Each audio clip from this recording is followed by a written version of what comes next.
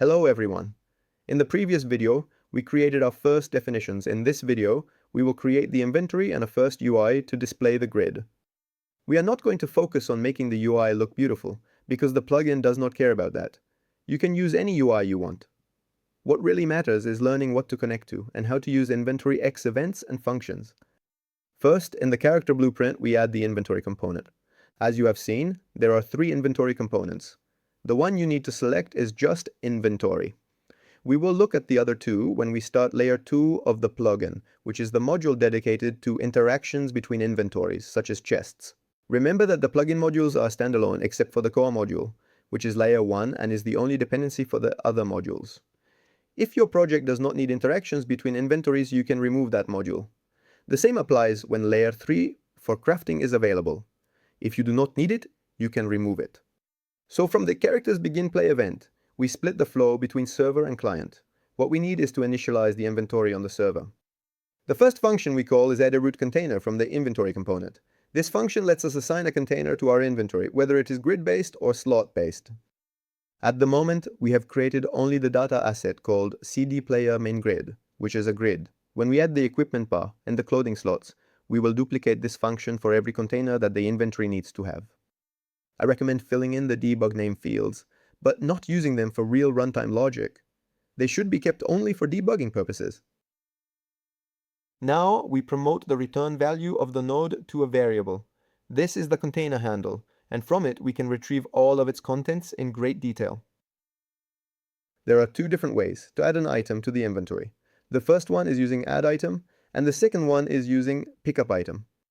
Try add item simply creates a new item instance inside the inventory, so you can use it for the character's default items, or in any situation where there is no physical actor in the world to pick up. Try pickup item, on the other hand, is meant for picking up an item from the world. I will not go into detail now, because we will cover it in a dedicated video. I will use the add operation as an example, but this applies to almost all operations. There are 3 APIs for each operation. Add item, try add item, and try auto add item. Add item is the private version used internally by the plugin. Try add item is the public version that you can use. Try auto add item is the simplified version and the one you will use most often because it automatically calculates where to place the item. On screen, we are adding 1 rifle and 3 bandages to the container we just created. We created the item definitions in the previous video. So for this function, we need to pass the item definition, the container where we want to add it, and the desired quantity, up to the maximum stack size supported by that item. The inventory is already fully functional as soon as we add a container. However, without a UI, it is not easy to work with it. For now, we will simply print the number of items in the inventory on screen. The items in the inventory are counted as 2, while the bandage stacks are 3. With this function, the container counts items that occupy actual cells. However, if you also want to count stacked items, you just need to sum the quantity value from each item, which you can retrieve at any time, as long as you have access to the inventory component. So let's start implementing the widgets to display our inventory. We create a folder called UI, which will contain all the widgets that we are going to assemble throughout this series.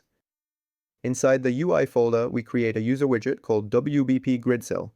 This widget is not the container grid itself, but a single cell that makes up the grid. As I said at the beginning, I will keep the widgets very basic, and you can customize them however you like. So let's open the widget we have just created. In the top left, we search for size box. In this case, the size box is the boundary of the cell, but we also want to give it a body that can properly detect user input and that we can color. So we add a border inside the size box. I also set the render option to desired on screen because I prefer how it looks. And in this case, since we know the cell size, it helps us visualize it more clearly. I say that we know the cell size because it will be 64 by 64, and we set it now from the size box. We enable width override and height override, and we set both values to 64. So we rename the size box to cell size box and expose it as a variable. We do the same with the border, which becomes cell border. Now we set a color for the border in the brush color field. Be careful with the field name because there are several color fields with different purposes. We choose a grayish, semi-transparent color.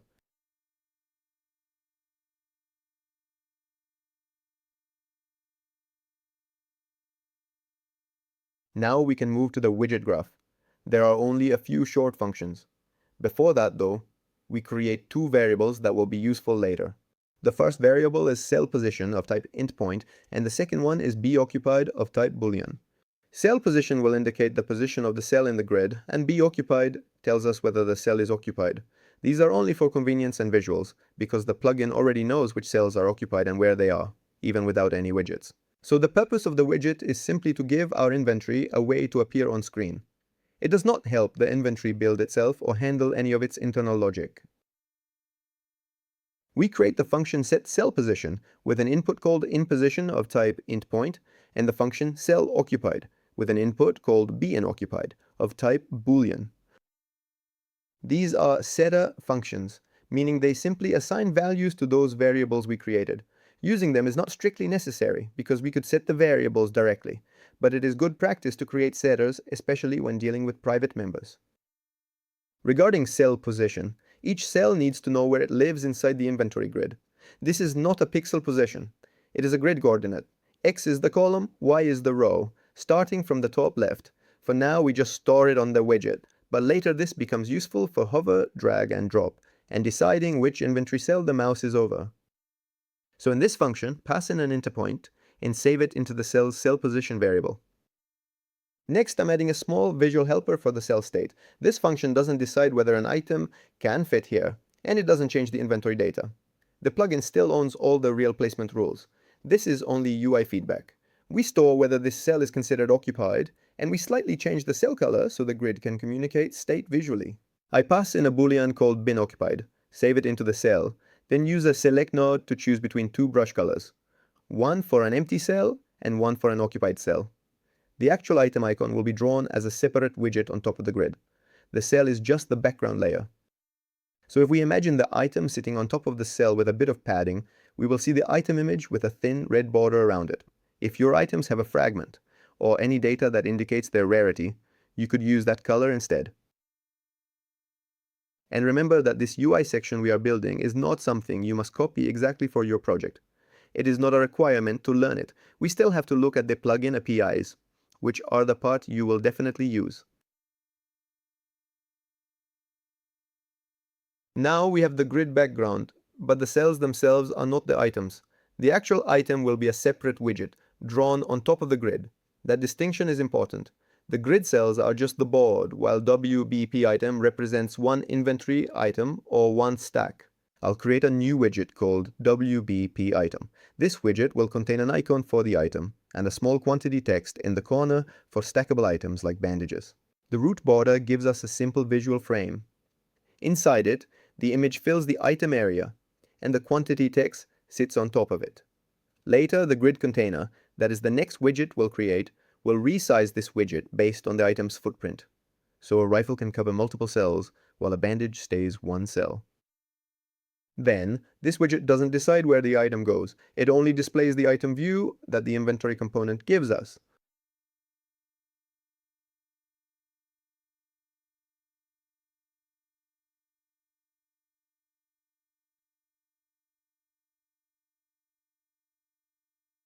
Before we build the setup function, I'm going to add one variable to this widget.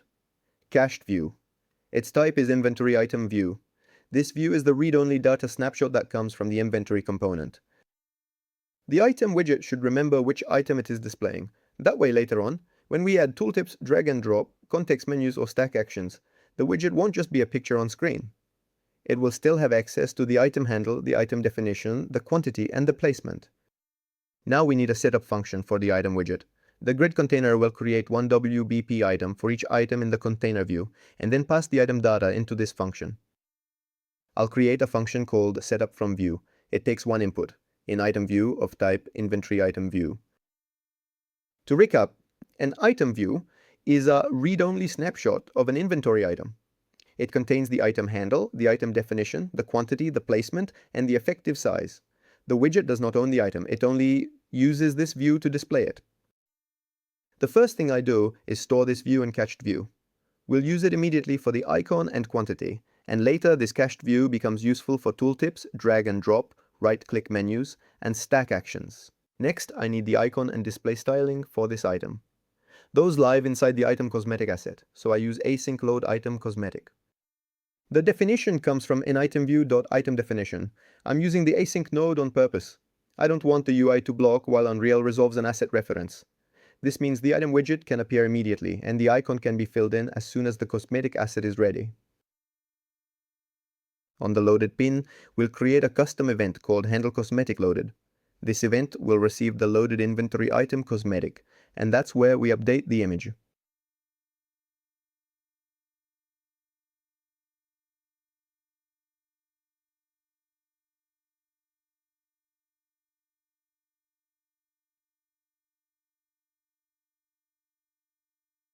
For now, we will leave this event as it is and come back to it later.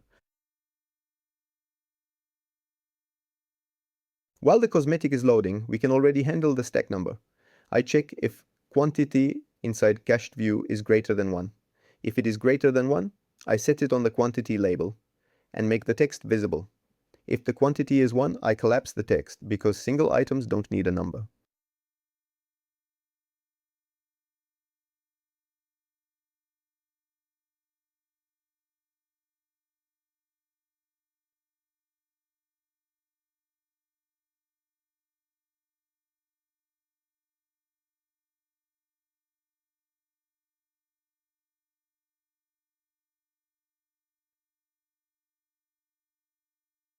Now, in handleCosmeticLoaded, I first validate the cosmetic. Async loading can fail if the asset reference is missing or wrong, so this check keeps the widget safe.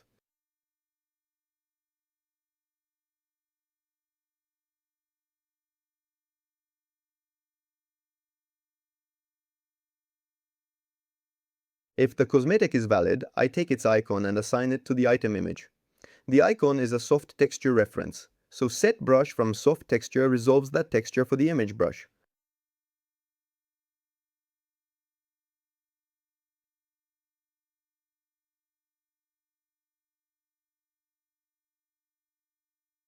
Then I apply the cosmetic tint color to the item border.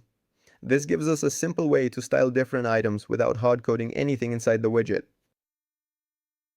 I called it tint color because that is what I had in mind for it, but it is actually a linear color. We need to split the pin where we want to pass this parameter so that the target linear color is exposed. At this point, WB item is fully data-driven. It doesn't know what a rifle or a bandage is. It just receives an item view, loads the cosmetic from the definition, and displays the quantity if this item is a stack. If the stack number appears but the icon does not, that usually means the item view is working, but the cosmetic or icon reference needs to be checked. Now we're going to build the reusable grid widget. This is the widget that actually represents one inventory container on screen. I'm keeping this separate from the full inventory screen on purpose. The inventory screen is just the window. The grid container is the reusable piece that can display a player inventory, a backpack, a chest, or any other grid-based container later. We'll create a new widget called the WBP grid container. This widget will receive an inventory component and a container handle. Then it will ask the plugin for a read-only container view and draw that view into UMG.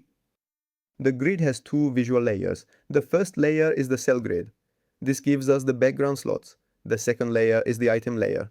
This is where the actual item widgets are drawn on top.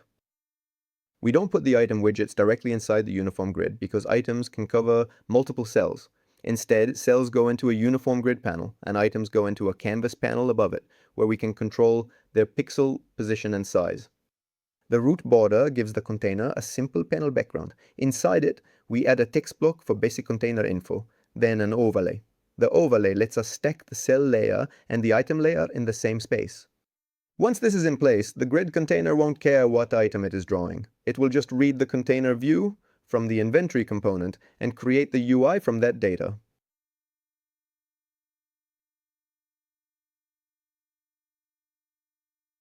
Before moving to the graph, we promote these internal widgets to variables and give them proper names. The border becomes root border. The text becomes container info text. The uniform grid panel becomes cell grid. The overlay becomes grid overlay. And then finally, the canvas panel becomes item layer.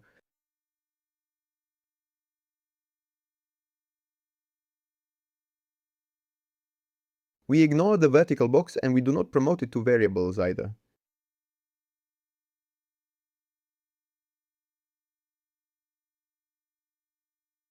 Before we write the grid logic, I'm going to add the variables this widget needs to remember its state. First, cell size. This is the pixel size of one inventory cell. I'm using 64 here, and it needs to match the size we used in WBP grid cell. Later, every item position and item size will be calculated from this value. Next, inventory comp. This is a reference to the inventory component we want to display. The grid widget does not own the inventory data. It only asks this component for a read-only container view. Then we store the container handle. This tells the widget which specific container inside the inventory component it should draw. The same inventory component can have multiple containers later, so the handle is what makes this grid reusable.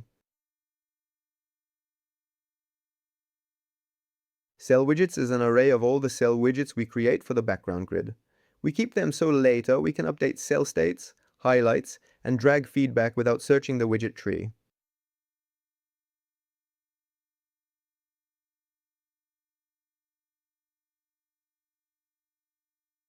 Next, active item widgets is a map from item handle to item widget. Every item in the container gets one WBP item on the item layer. Keeping them in a map makes it easy to clear or update the currently displayed items. So it is a map from item handle to WBP item.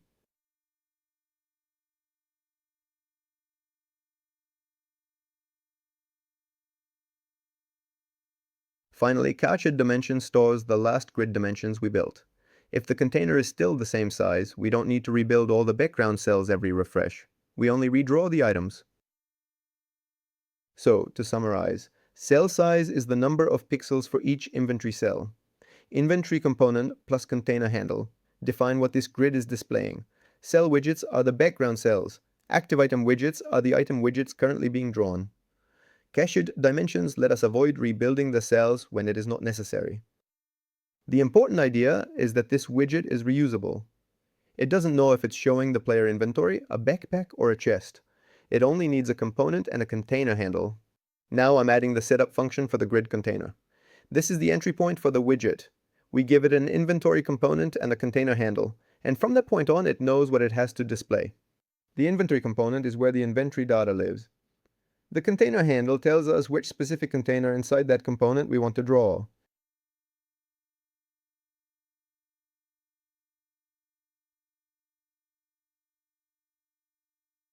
First, I store both values in variables. I don't want every function to receive these again and again. Once the grid is initialized, it can use its cached component and cached container handle whenever it needs to refresh.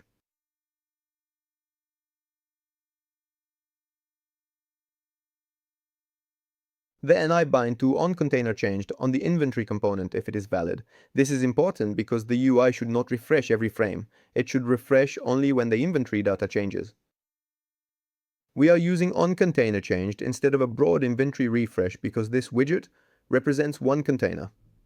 Later, in the handler, we'll check if the changed container is actually the one this widget is displaying. There are mainly three levels of granularity you can use. On inventory changed, which fires on every inventory change. On container changed, which is what we are using now and is usually the best choice.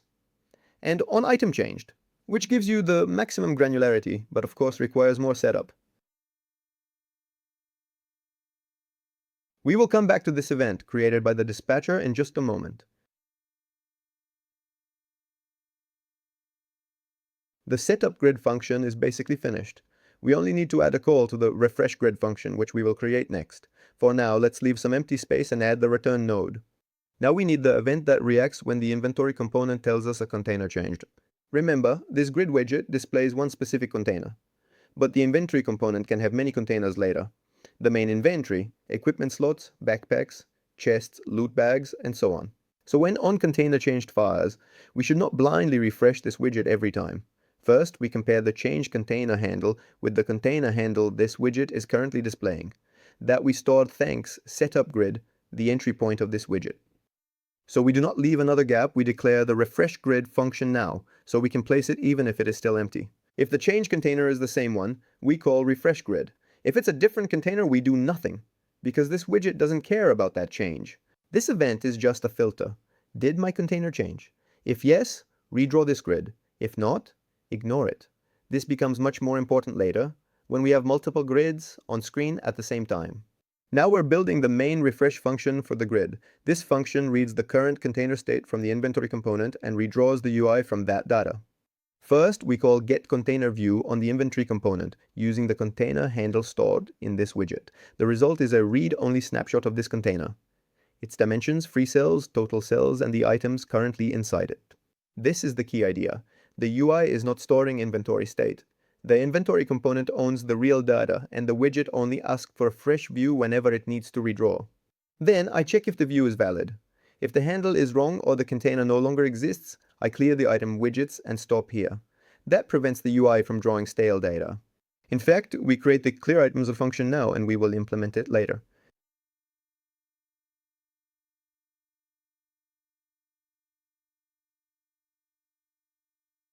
If the view is valid, I update the info text. Here I'm showing used cells over total cells. So I take total cell count minus free cell count and display it as something like 8 over 80.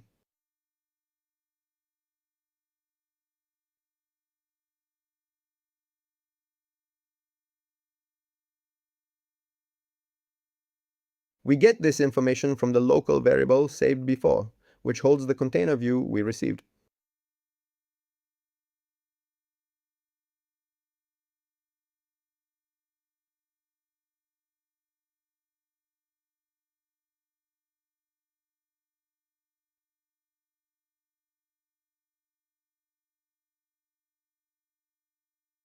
Next, we decide if we need to rebuild the background cells. We only create the cell widgets if this is the first refresh, or if the container dimensions changed.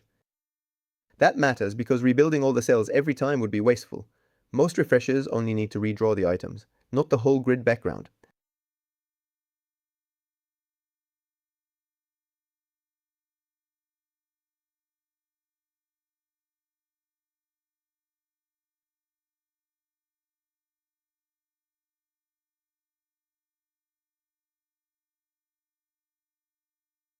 If the grid size has changed, we call createCells and pass in the container dimensions from the view. This builds the background grid with one cell widget for each inventory cell. So first, we define the new function and its input.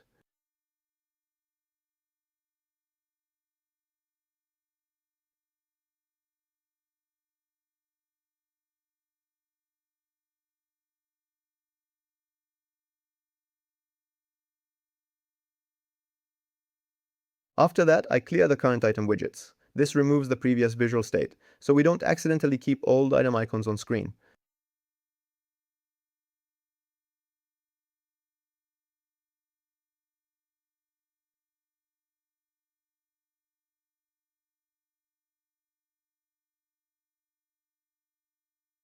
Now we declare populate items, which is the last function we will complete later. For now, we only give it one input of type container view.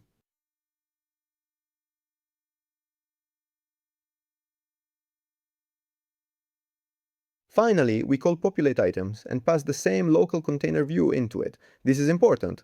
Populate items needs the view we just read, because that view contains the item list and their placement data. So refresh grid has a simple job. Get the latest container view, validate it, rebuild the cell grid only when needed, clear old item widgets, and then draw the current items. Now we can build the function that creates the actual background grid. This function is only responsible for the cell layer, not the item icons. The items will be drawn later on a separate canvas layer because a single item can cover more than one cell. The input is an int point called dimensions. We use x as the number of columns and y as the number of rows.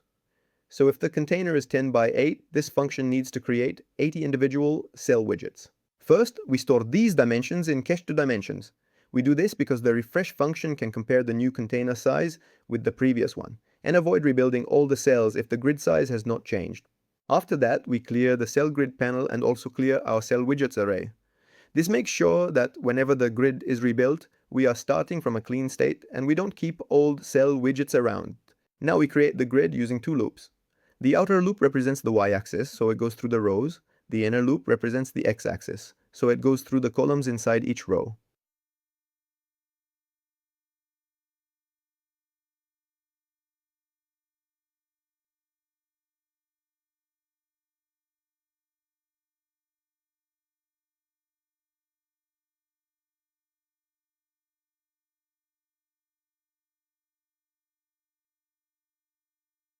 For every x and y coordinate, we create one WBP grid cell. Then we call setCellPosition on that cell and pass an endpoint made from the current x and y loop indexes.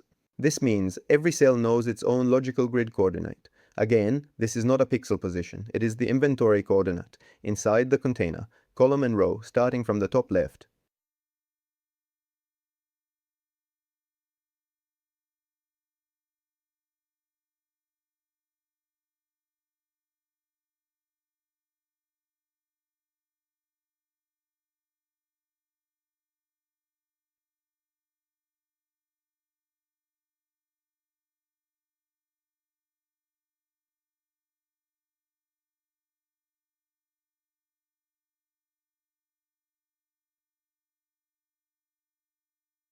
Then we add the cell widget to the uniform grid panel. The row is the Y loop index and the column is the X loop index. This is what makes Unreal place each cell in the correct slot of the background grid.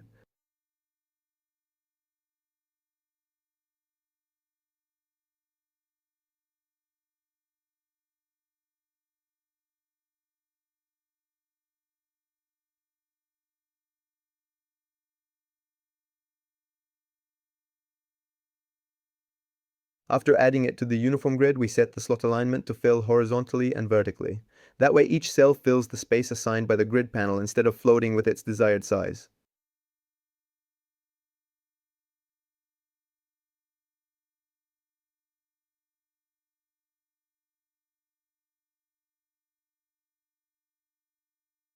Finally, we add the cell widget to our cell widgets array. We keep this array because later, when we add drag and drop, we will need to change cell highlights quickly without searching through the whole widget hierarchy.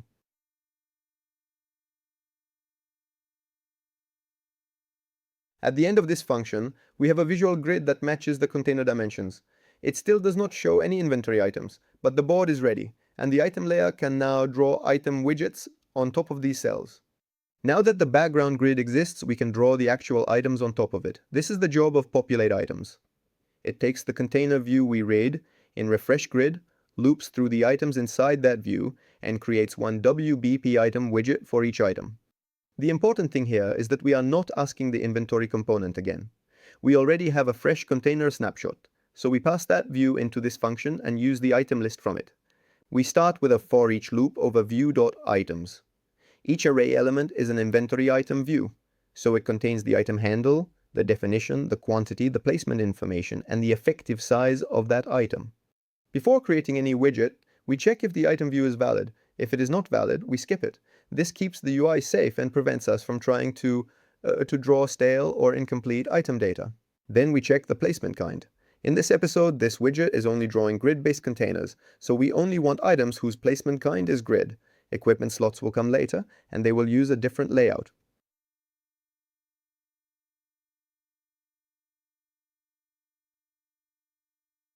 When the item is valid and it belongs to the grid, we create a WBP item widget. This widget is the visual representation of one item stack, so immediately after creating it, we call setUpFromView and pass in the current item view. At that point, WBP item can handle its own display data. It caches the item view, shows the stack quantity if needed, and loads the cosmetic icon asynchronously.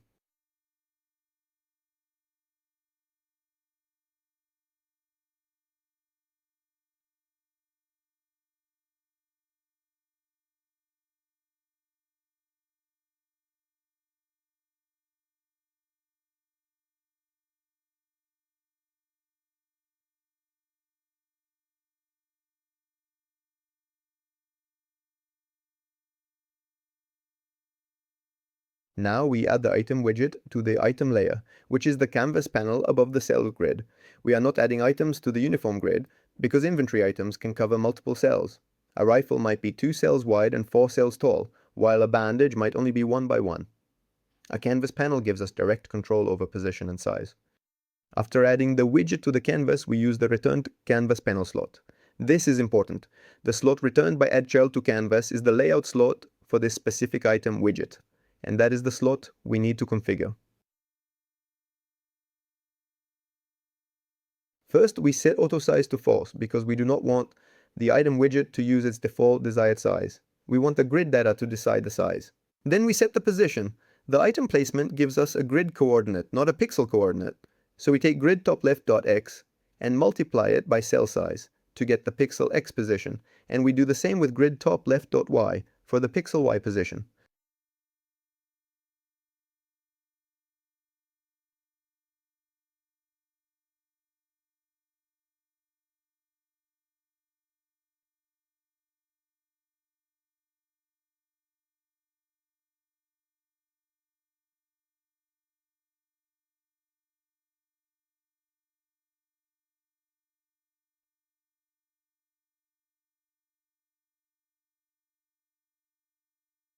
After that, we set the widget size. The item view already gives us effective size, which accounts for the item's current rotation.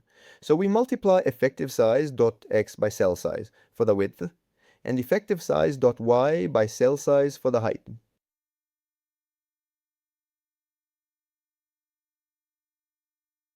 This is what makes a 1x1 item occupy one cell, and a larger item occupy multiple cells, while still being drawn as one single widget.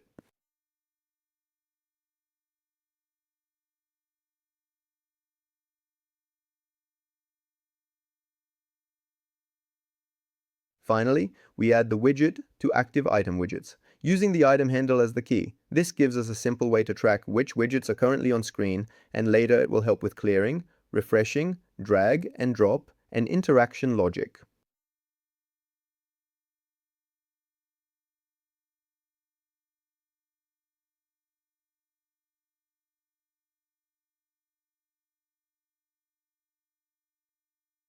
If an item's quantity appears but the icon does not, the item widget is being created correctly, and the issue is probably the cosmetic or icon reference.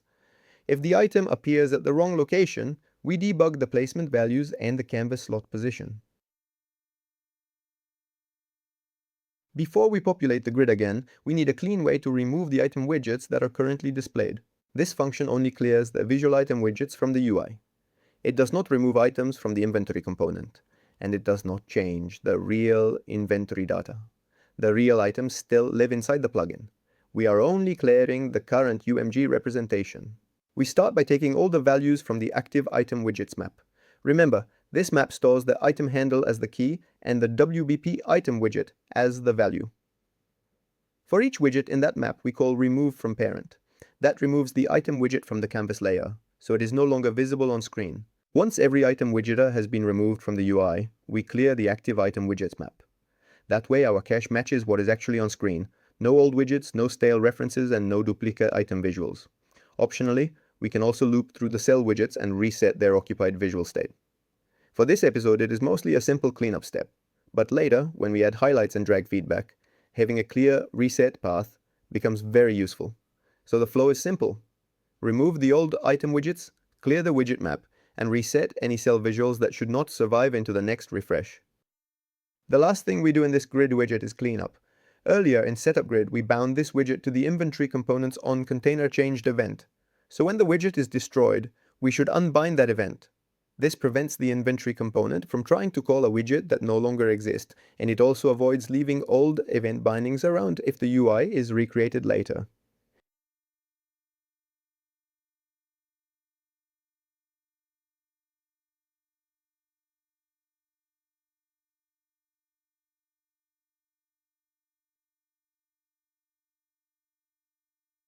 Now we can create the actual inventory screen. Up to this point, WBP grid container is just a reusable grid widget. It can display any grid container if we give it an inventory component and a container handle. WBP inventory is the screen that the player will actually open and close. For now, it only contains one grid, the main player inventory, but later this screen can grow with equipment slots, a hotbar, backpack grids, and other panels. Inside the designer, we add our WBP grid container and name it main grid widget. This gives the inventory screen a child widget that is responsible for drawing the actual container. Later, we will add the other widgets we are going to create here, so the hierarchy will change. Now let's switch to the graph panel and keep only the construct event. From here, we want to get our character to retrieve the inventory in the main grid, which we promoted to a variable at the beginning of the video. So we can pass this information to the setup grid function of main grid widget, which is our WBP grid container. This setup will only work for single player or for the host in multiplayer, but not for clients. So I'll add a note because we will come back to this later to make it work in every scenario. I'll also add that this is not the best possible setup to initialize everything. In the plugins content folder, in the sample1 BP, there is a better setup.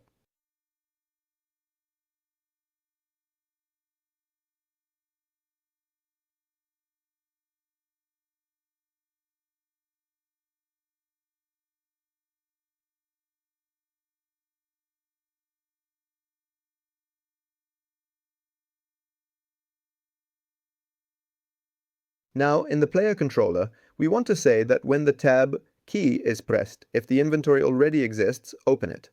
If it does not exist, then create it and open it.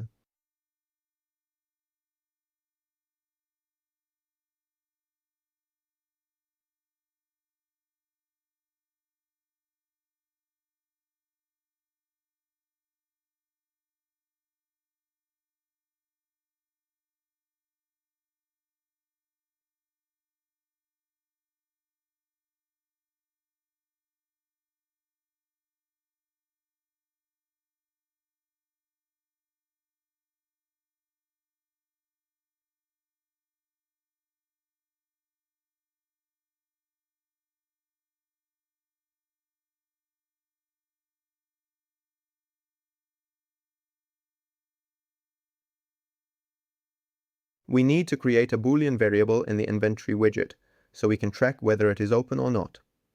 Using getVisibility instead of a variable could also work.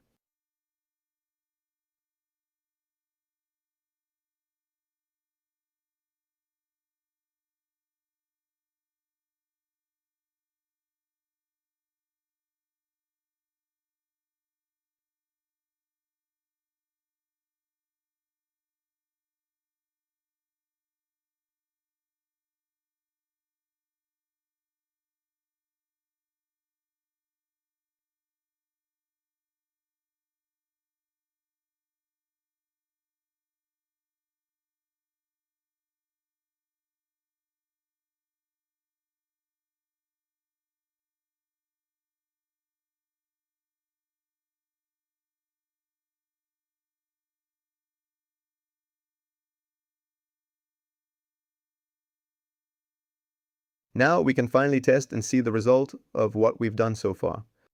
What we want to see is the grid with the 2 items that we added in the character's begin play. Or rather, that's what we wanted to see. Let's take 5 minutes to debug a few things I forgot. These are just errors caused by variables that haven't been set.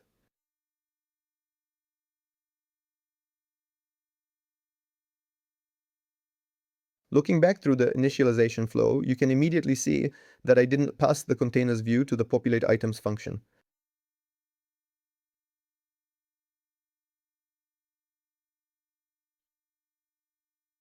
Now the widgets are receiving the information correctly. We can tell because the bandage quantity is visible. So at this point, the only problem is the widget rendering itself.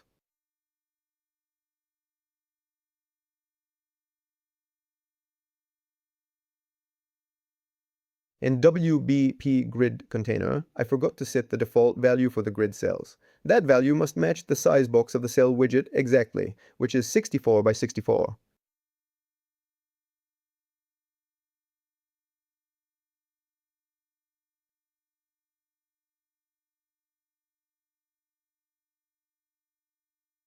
I'll keep the text white and darken the background, so we can also see the number of free and occupied cells.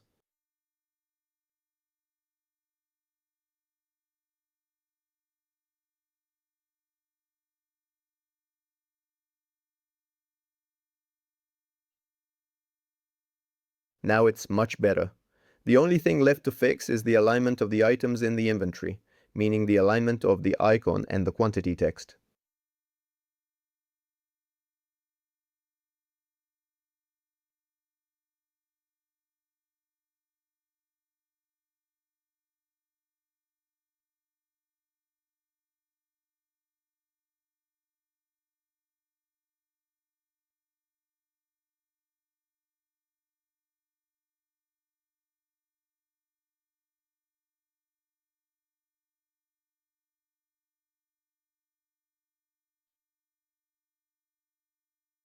Perfect. This is the result we wanted. The widget shows exactly our main container and the items inside it, but there is still one issue which we'll fix now. This setup works fine for single player. But as soon as we try playing as the client, we actually won't see anything anymore, because the player's main grid variable is not replicated.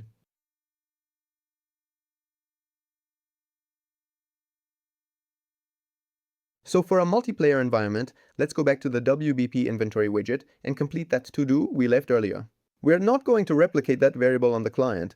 We'll do something better, since the inventory is already replicating everything that actually matters. So the client already knows about all the containers. It's just that one variable it doesn't know about. Let's use getRootContainerViews to retrieve all the container snapshots from the inventory, which in our case is just a single container for now. We use a for each loop to iterate through them, because later on we will have other containers as well. Since we know the first container added is the main grid, we could just take index 0 because the order is fixed, but doing it this way is cleaner in case of unexpected changes.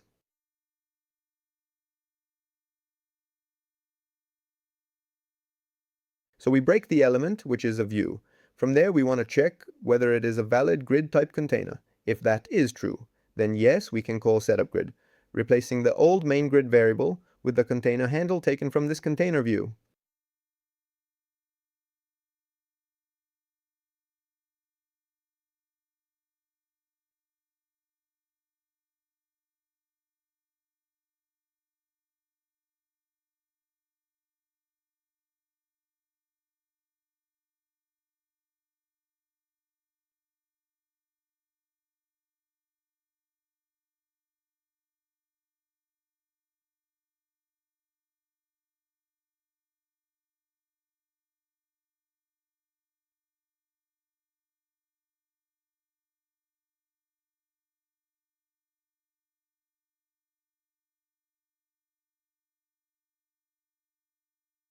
Now when we test as a client, it will work in exactly the same way.